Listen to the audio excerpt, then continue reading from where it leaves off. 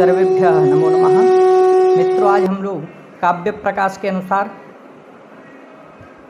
वक्रोक्ति अलंकार को पढ़ रहे हैं। तो कुछ इस प्रकार से लक्षण किया गया है। यदुक्तम अन्यथा वाक्यम अन्यथा अन्येन योज्यते श्लेषेण काक्वा वागेया सा वक्रोक्ति तथा द्विधा।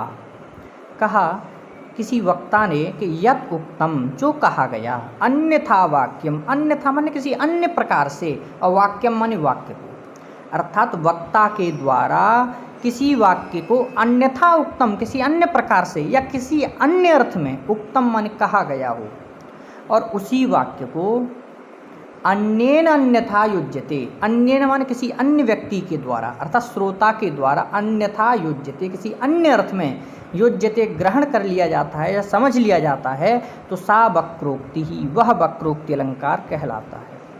अर्थात वक्ता ने किसी वाक्य को किसी अन्य अर्थ में कहा और श्रोता ने उसी वाक्य को किसी अन्य अर्थ में समझ लिया, तो सा वक्रोक्ति ही, वह वक्रोक्ति अलंकार कहलाता है। और फिर कहा कि वह वक्रोक्ति अलंकार श्लेषेण काक्वा वा गेया, और वह वक्रोक्ति अलंकार श्लेष और काकू के भेद से द्विधा गेया, दो प्रकार से जानना चाहिए। अर्थात वक्रोक्ति अलंकार के दो भेद होते हैं, श्लेष वक्रोक्ति और काकू वक्रोक्ति। आइए अब इनका लक्षण भी पढ़ते हैं मित्रों। श्लेष वक्रोक्ति क्या है और काकू वक्रोक्ति क्या है। तो सबसे पहले इस वीडियो में श्लेष वक्रोक्ति को देख लेते हैं। जैसे उदाहरण दिया इसका, नारीणाम अनुकूलमाचरसि चेत जानाति कश्चेतनो वामानां प्रियमा दधाति हृतकृन् नैवावलानां भवान् युक्तं किं हितकर्तनं ननु बला भावप्रसिद्धात्मनः सामर्थ्यं भवतः पुरंदरमितच्छेदं विधातुं कुतः। यह श्लोक मित्रों वैसे तो बहुत विस्तृत है, लेकिन आप ये एक लाइन यदि आप अच्छी तरह समझ गए तो वक्रोक्ति अलंकार को आप अच्छी तरह समझ जाएंगे। उदाहरण को, जैसे इन्होंने कहा यहाँ दो व्यक्ति हैं, एक वक्ता एक श्रोता। वक्ता जो है श्रृंगार प्रिय वाला है, तो किसी बात को कह रहा है तो श्रृंगार अर्थ में कह रहा है, और श्रोता जो है वह उसी बात को वीर रस में ले रहा है, क्योंकि वह वीर व्यक्ति है, बलशाली व्यक्ति है। तो सबसे पहले वक्ता जो है श्रृंगार अर्थ वाला, उसने कहा नारीणाम अनुकूलमाचरसि चेत जानाति कश्चेतनो, कि जो नारीणाम, नारियों के, अनुकूलम आचरसि, जो अनुकूल आचरण करता है, चेत तो जानासि कश्चेतनो, अर्थात वह क्या होता है, बुद्धिमान होता है। अर्थात जो नारियों के अनुकूल आचरण करता है वही बुद्धिमान होता है। अच्छा, यह नारी नाम पद का अर्थ हो गया स्त्री, लेकिन यह तो वक्ता था जो श्रृंगार रस प्रिय था, उसने नारी अर्थ में कहा। लेकिन जो श्रोता था वह वीर रस वाला था, उसने क्या किया, इसी वाक्य को, वाक्य यही है, वक्ता ने कहा नारीणाम अनुकूलमाचरसि चेत जानाति कश्चेतनो, लेकिन श्रोता ने इसी वाक्य को क्या किया, नारीणाम पद का क्या कर दिया, भंग कर दिया, तोड़ दिया। अर्थात न अरिणाम, अरिणाम माने शत्रुणाम, अर्थात जो शत्रुओं के अनुकूल आचरण नहीं करता है वह बुद्धिमान है। तो वाक्य एक ही है, वक्ता ने किसी अन्य अर्थ में कहा, श्रोता ने उसको किसी अन्य अर्थ में समझ लिया, तो यही मित्रों वक्रोक्ति अलंकार होता है।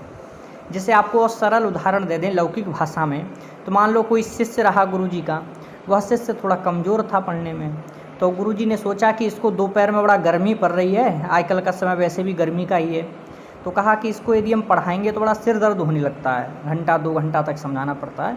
तो गुरु ने कहा कि ये सोच करके अपने मन में कि बेटा एक काम करना, तुम सुबह सुबह आ जाया करो 5 बजे। गुरु ने अपने मन में सोचा सुबह सुबह 5 बजे आया करेगा, तो ये है कि समय, मान लो सुबह का समय ठंडा रहता है तो आराम से पढ़ा पाएंगे, दिक्कत नहीं होगी, दोपहर में सिर दर्द करने लगता है। ये सोच करके गुरुजी ने कहा कि बेटा तुम जो सुबह 5 बजे आना। अब चेला बड़ा चालाक रहा, चेला ने सोचा कि गुरुजी दोपहर में तो पढ़ाते थे अभी तक, लेकिन अब झाड़ी भर पढ़ाते आए, सब समय पढ़ाते आए, लेकिन अब गर्मी आते गुरुजी अचानक क्यों कहने लगे कि सवेरे, क्योंकि आजकल लोग बुद्धि बहुत लगाते हैं। तो चेला सोचा कि गुरुजी आजकल क्यों कह रहे हैं कि 5 बजे आया करो। तो चेला ने दिमाग लगाया, हो सकता है गुरुजी भैंस गैया तो बांधे हैं घर में, तो 5 बजे इसलिए बुला रहे होंगे कि मैं आ जाया करूँगा तो धार वार कड़वा लिया करेंगे, थोड़ा बहुत गोबर सोबर फेंकवा लिया करेंगे। तो यह गुरुजी ने कहा यहाँ पर वाक्य अपने विद्यार्थी से कि बेटा तुम जो है सुबह 5 बजे आ जाना। वाक्य यही है कि आप जो है 5 बजे पढ़ने आ जाना। तो वक्ता ने किसी अन्य अर्थ में कहा, उसने सोचा कि भाई इसको पढ़ाने में बहुत सिर दर्द होने लगता है, दोपहर के समय नहीं समझ पाता, थोड़ा देर में समझ में आती है, तो सवेरे पढ़ लेगा तो आराम से हम पढ़ा देंगे। लेकिन श्रोता ने उसी वाक्य को किसी अन्य अर्थ में समझ लिया कि हो सकता है 5 बजे इसलिए बुला रहे होंगे गुरुजी कि हमसे अपना काम वाम कराएंगे। तो वाक्य एक ही है, वक्ता ने किसी अन्य अर्थ में कहा और श्रोता ने उसको किसी अन्य अर्थ में समझ लिया, तो यही वक्रोक्ति अलंकार कहलाता है। और अभी हम वैसे दैनिक जीवन में बहुत वक्रोक्ति का प्रयोग करते हैं। जैसे मान लो किसी गुरु ने अपने 2 शिष्य बैठे हैं, कहा एक शिष्य से कि बेटा बहुत आजकल शॉपिंग चल रही साथ साथ में। तो गुरुजी ने तो कहा, वो दोनों शिष्य बैठे थे उनसे कि बेटा आजकल दोनों बहुत शॉपिंग कर रहे हो। लेकिन चेला सोचा, लगता है गुरुजी ने आज देख लिया मुझे किसी के साथ मार्केट में शॉपिंग करते समय, तो इसलिए कह रहे हैं। तो गुरुजी ने कहा किसी अन्य अर्थ में कि बेटा खूब शॉपिंग चल रही है। वहाँ गुरुजी का अर्थ नहीं है कि तुम किसी बालिका के साथ, स्त्री के साथ शॉपिंग कर रहे हो, लेकिन श्रोता जो है, छात्र जो, उसने यह सोच लिया। तो गुरुजी ने कहा जो वाक्य है वह किसी अन्य अर्थ में था, श्रोता ने किसी अन्य अर्थ में समझ लिया, तो यही क्या है, वक्रोक्ति अलंकार। तो उसी तरह शास्त्रकार ने भी यहाँ उदाहरण दिया, नारीणाम अनुकूलमाचरसि चेत जानाति कश्चेतनो, अर्थात जो नारियों के अनुकूल आचरण करता है वही बुद्धिमान है। और जो श्रोता था वह पीर रस प्रिय था, उसने क्या समझा कि न अरिणाम अनुकूलम आचरसि चेत जानाति कश्चेतनो, भला कौन ऐसा बुद्धिमान व्यक्ति है जो शत्रुओं के अनुकूल आचरण करेगा, अर्थात शत्रुओं के अनुकूल आचरण कोई नहीं करता।